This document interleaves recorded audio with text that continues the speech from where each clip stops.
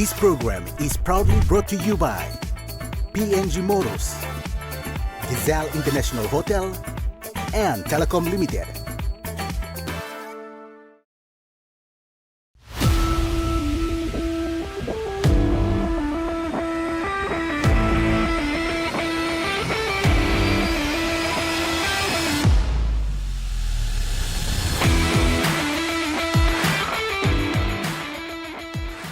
Good evening, PNG. Welcome to another episode of Sports Scene. I am Jaylee Sapies. Always great to have your company. Now, as we near PNG's 49th independence, I hope you are all keeping safe and taking care of yourselves. All right, let's check what's coming up on tonight's show. We check out the CRU Premier Division semi-finals. We take a look at the Gateway Children's Fund Charity Golf Day. And we speak to PNG squash representative Gabriella Cox. But first and foremost, let's check out our weekend scorelines beginning with the NRL Round 27. Now on Thursday, we saw the Storms defeat the Broncos 50 points to 12. The Eels defeated the West Tigers 60 points to 26. The Roosters defeated the Rabbitohs 36 points to 28. On Saturday, we saw the Raiders, Cowboys, and the Panthers all come out on top, defeating the Dragons, Bulldogs, and the Titans. And on Sunday, our final games, we saw the Sharks defeat the Sea Eagles 40 points to 20, and the Knights defeated the Dolphins 14 points to 6, with the Warriors on bye. Now, moving on to the Host Plus Cup Finals week number 2. The Dolphins defeated the Capras 36 points to 18, and on Sunday, our PNG Hunters boys came out on top, defeating the Falcons 24 points to 10. But other than that, here are the scorelines for some other sports around the country.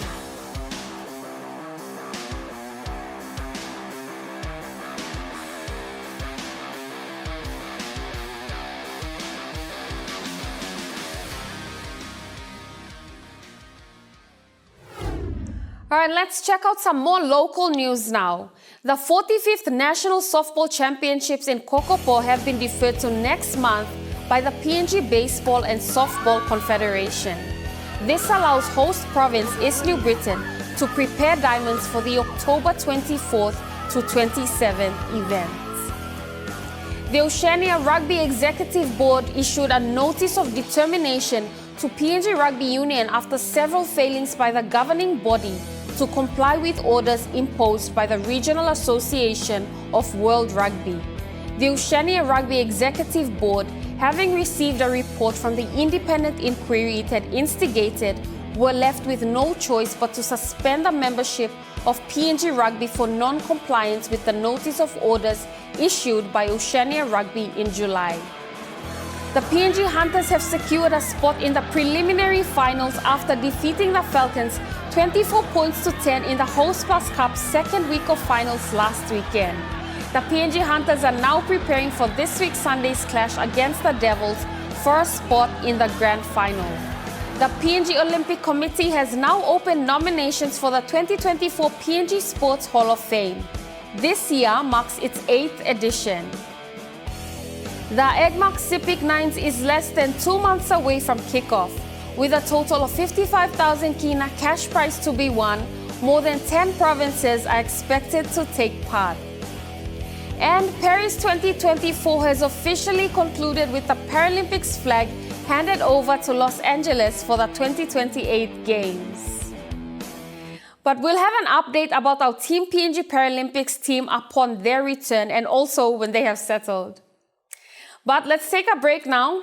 After this, we check out the Capital Rugby Union semi-finals. We'll be back after these short messages.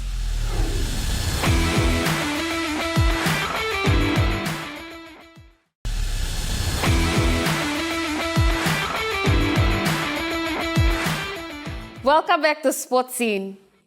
Port Moresby's Capital Rugby Union competition are now headed towards the grand final after a nail-biting showdown at the Sir Hubert Murray Stadium on Sunday between the Valley Hunters and the Harlequins Club. The Valley Hunters proved to be the better side by thrashing the Harleys 14 points to 10.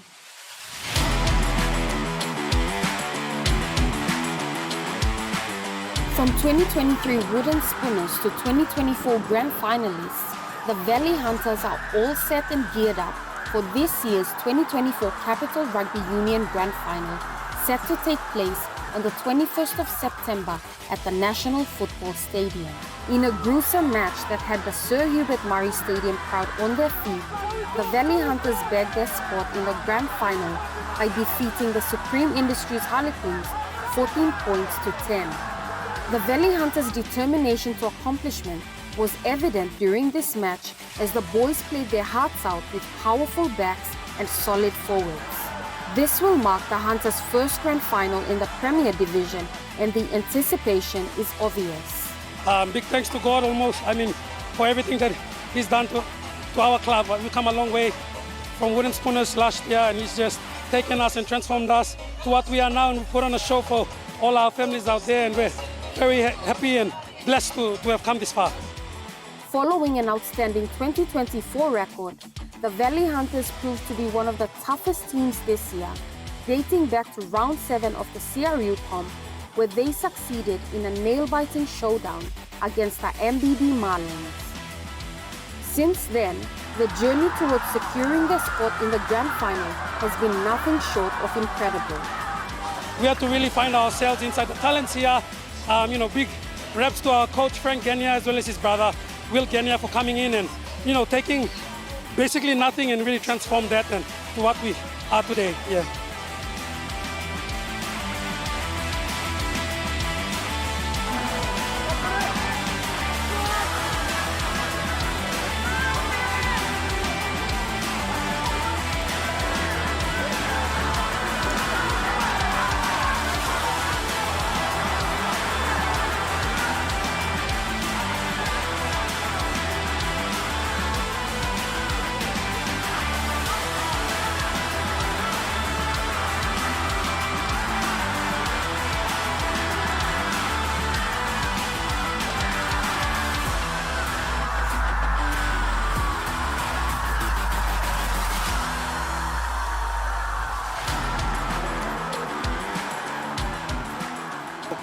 Alice put up a real fight. We know they're really good, right?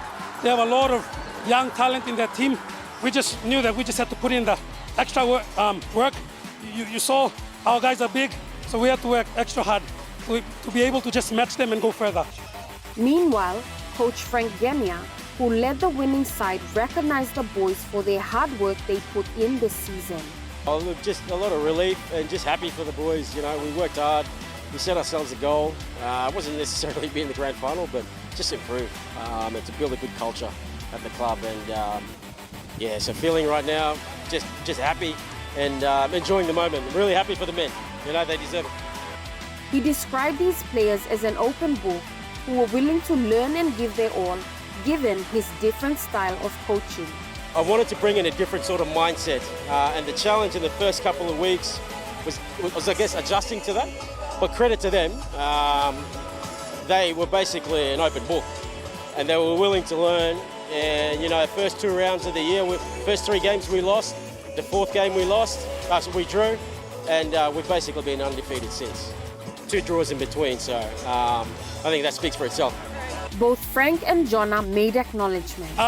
Would like to thank our club mother and father, Mama Dora and Dora Katal and Papa Max Katal for sticking with the team. They never gave up. 10 years it took us to get to where we are today, and it's been all prayer and it's been all praise, and glory to God. I'd like to acknowledge Capital Rugby Union. Look at the atmosphere today on a Sunday afternoon. Again, I said it last week, and I'll keep saying it. Capital Rugby is just creating an environment where our players can come and flourish, and they're providing that opportunity. And it's essentially the heartbeat of rugby in the country at the moment. We've got the highest standard rugby competition, and it's just growing and growing. So, I'd like to acknowledge Capital Rugby. You guys are doing a great job. Thank you to the sponsors. Looking forward to the grand final. The Pepsi Capital Rugby Union Grand Final will take place at the Santos National Football Stadium on the 21st of September, where the Valley Hunters will go up against defending champions, the Brothers. Now, there was an amazing weekend of rugby. The grand final is set for next week, the 21st of September, at the National Football Stadium, so get out there and support. All right, here's a human interest story. This is about the Gateway Children's Fund. The Gateway Children's Fund aims at improving the lives of PNG's most disadvantaged children. Through their work, over 250 children each week receive basic healthcare, literacy, education, and daily meals to improve their personal well-being and that of the communities.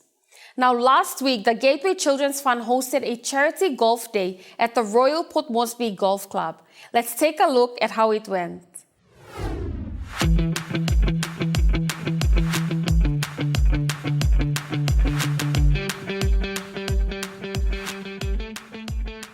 The Gateway Children's Fund hosted their annual charity golf day on Friday, September 6 at the Royal Port Moresby Golf Club. The Gateway Children's Fund, since its establishment, has been committed to serving the interests of young children.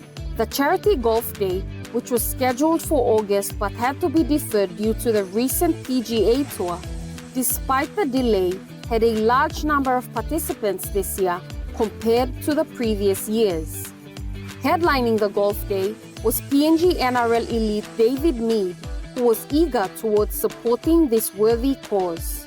Yes, I'm here with the Children Gateways Fund and so Gateway Children's Fund, and in support from one of their partners, Sir Brian Bell Foundation. I got here on Sunday to work on some programs in the health and education space, educating the young kids and their parents about the importance of eating good foods, good local foods from the gardens, but then also in support of the Gateway Children's Fund as well, because it's very important what they're doing here, and they're helping in that education space, giving kids who are a lot less fortunate than the rest of us an opportunity to develop their literacy in school and all the other things that school provides. Mead, who comes from the Tubuseria village in the Central Province, took on this role head-on with respectable goals.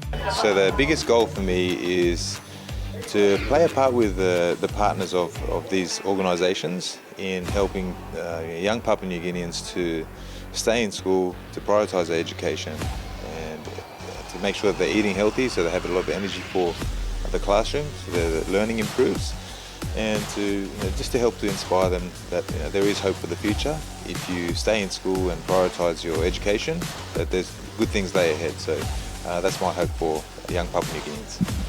The Gateway Children's Fund has been in operation since 1990 and is headed by Rick Painter Ohm. Their specific goal is to improve the lives of PNG's most disadvantaged children. The Sir Brian Bell Foundation is proud to assist Gateway Children's Fund for 2 years, running as major sponsors of their corporate fundraising initiative, in which David is a part of. The Gateway Children's Fund Charity Golf Day saw a total of 21 participating teams, with the total amount raised yet to be confirmed.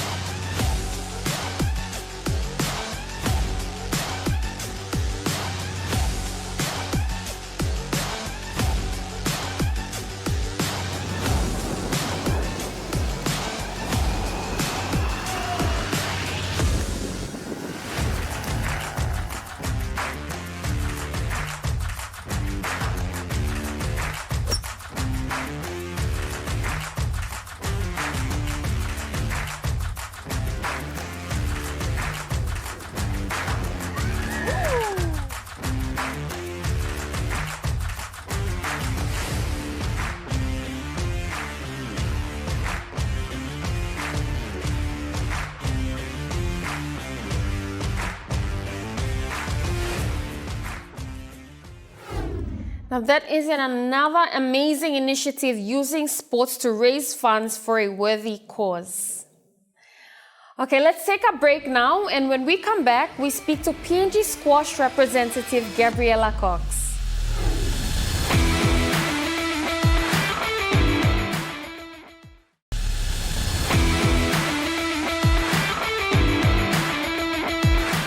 All right, let's speak to PNG squash representative Gabriella Cox about her recent performance during the POM RC Open last month.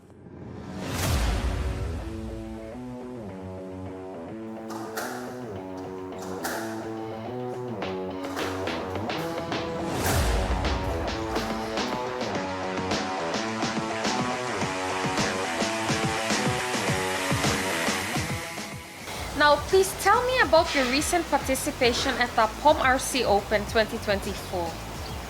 Okay, so I participated in 3 events, the under 16 girls, under 18 girls, and the women's open. Now, you participated in 3 divisions. Can you please tell me about that? It was really good actually. I think I did a really great job because I won the under 16 girls title as well as the under 18 girls title, and from the under 18 girls title I also won the Tina Yansem Shield for best junior female, and I finished runner-up in the women's open to Amity. Alright, you played against Amity Alakos, who is last year's women's open winner. What was that like?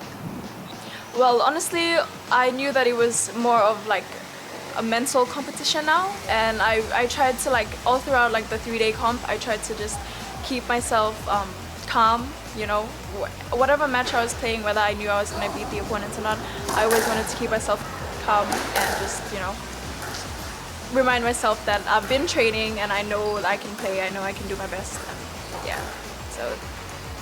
You're juggling both school and squash. Can you tell me a bit about that? It's actually, well, this term it's actually been like it's been a hard term actually, because because it's the second semester and like these marks that I get now, they add up to my grade 10 marks, so like this semester is like really important to me. So I've been trying to like cut down on my time at the squash courts and focusing more on school because I prioritize school as well as squash. What was the biggest challenge for you? Well, to be honest, my biggest challenge was the women's open, getting into the final, and just trying to maintain that calmness that I had all throughout the comp. Yeah, it was really tough actually, and I lost it a little bit throughout the match, and yeah, so yeah. What do you think your biggest strength is? Being committed to my training, just following like what I've been doing, yeah. Now, you had a goal that you recently achieved. Can you please tell me about that? The main goal that I wanted to achieve at the POM Open was to get my name up on the honors board, and I did for the girls title. So yeah, that was something really great, and I was a little emotional about because I was like, oh, wow. Yeah. Alright, what's the next goal for you? My dad and I were aiming for a tournament in Australia sometime before the end of the year. Hopefully I attend another tournament before the year ends. But otherwise, I'm okay with just, you know, training and staying on track with my training. Any words of encouragement to those that are trying to get involved with squash? Honestly, I think they just need to just go for it. Like, I feel like a lot of us nowadays, we're just stuck on our phones and everything, and it's like we need to put that aside and be like, there's a lot more like to see in the world, you know. So like trying a new sport, maybe it's definitely like a start, because, you know, sports can actually take you all over the world. So like if you want to try something new, just try it, you know. Thank you, Gabriella, for your time, and I wish you all the best this year. Here are some highlights from the weekend's Santos Cup competition.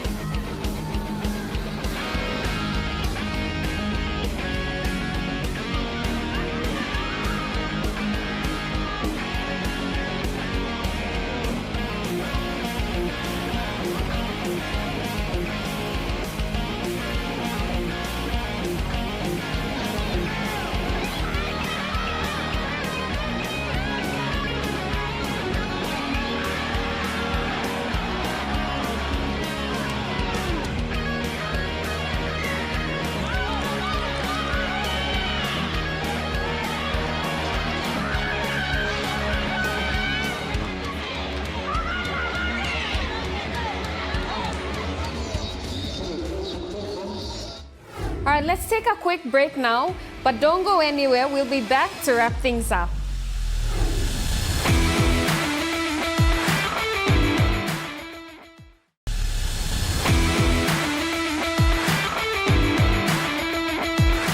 Welcome back. You are watching Sports Scene.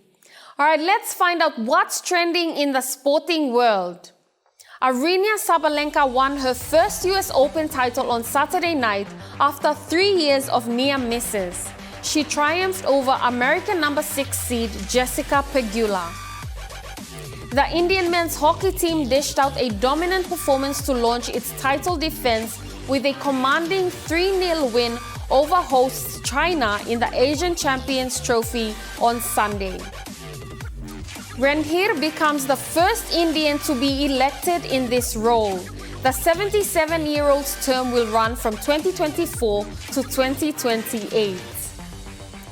Igor Stimac and the All India Football Federation have reached an agreement for Stimac to receive $400,000 as compensation after being sacked as the men's national team head coach.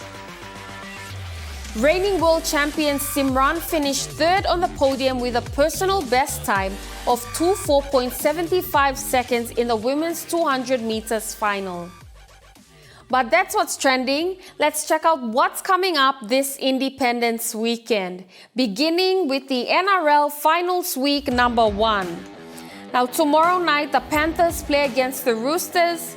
On Saturday night, the Storms go up against the Sharks, the Cowboys versus the Knights, and on Sunday, our final game, the Bulldogs versus the Sea Eagles. But here's what else is coming up this weekend.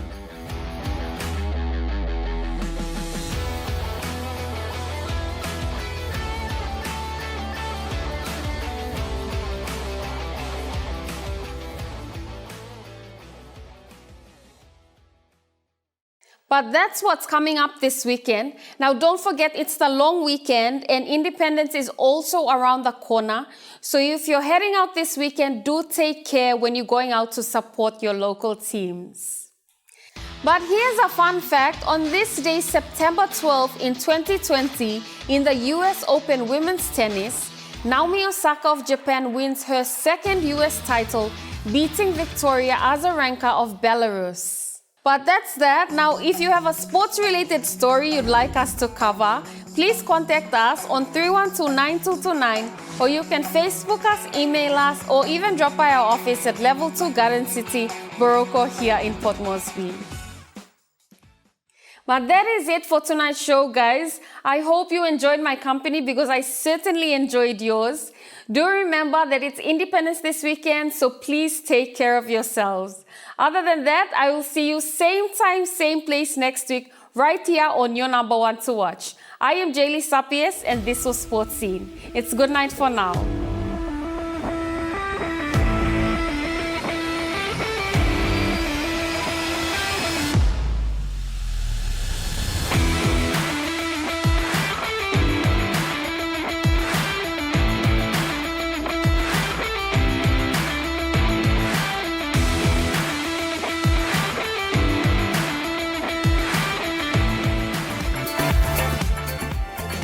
This program was proudly brought to you by PNG Motors, Gazelle International Hotel, and Telecom Limited.